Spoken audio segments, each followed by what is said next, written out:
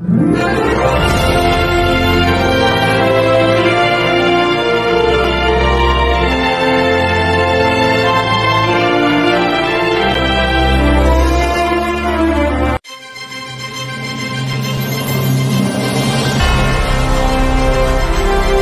telah dilahirkan di Hos Tuanku Ampuan Rahimah, Klang pada tanggal 23 Februari 2013. Beliau merupakan putera kepada pasangan yang sentiasa menyokong, Puan Siti Norsaidatul Fatimah binti Ma'asom dan Encik Muhammad Najib bin Muhammad Kahar. Tokoh kita ini menyimpan satu impian yang mulia untuk menjadi seorang guru pada masa hadapan. Satu cita-cita yang lahir dari jiwa, yang ingin menyumbang bakti dan mendidik generasi seterusnya. Murid ini merupakan seorang pemimpin yang berkaliber, yang telah diberi kepercayaan besar untuk memikul tugas sebagai Ketua Pengawas Sekolah SK Gedok 2025 pada tahun ini. Namun, semangat juangnya tidak terhenti di situ. Beliau amat aktif menyertai pertandingan dari peringkat sekolah sehinggalah ke peringkat kebangsaan dan berjaya mencatat sejarah untuk SK Gedok.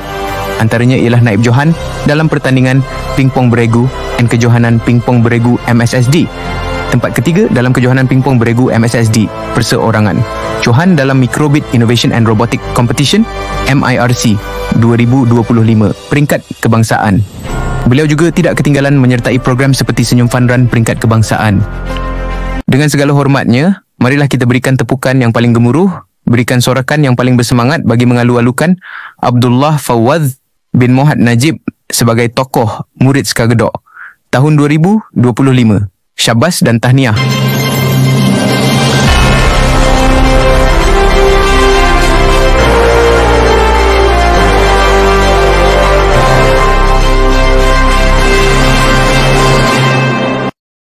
Hai, Assalamualaikum.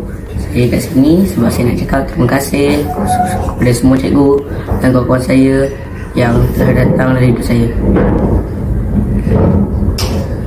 Bermula bila saya datang sekolah ni, saya rasa macam tak tahu nak buat apa.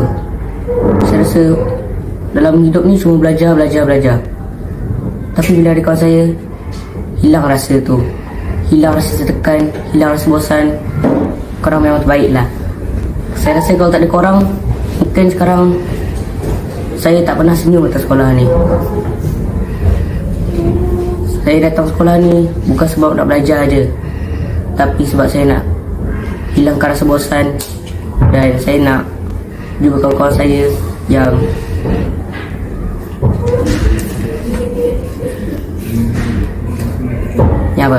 yang terbaik dalam hidup saya. Bukan korang kejap. Saya kata, saya nak cakap terima kasih sangat-sangat kepada ibu bapa saya dan semua orang yang support saya dari saya kat bawah sampai saya boleh pergi jauh ni. Tanpa korang, macam mana lah saya nak hidup kan? Akhir kata, saya ucapkan terima kasih. Assalamualaikum warahmatullahi wabarakatuh.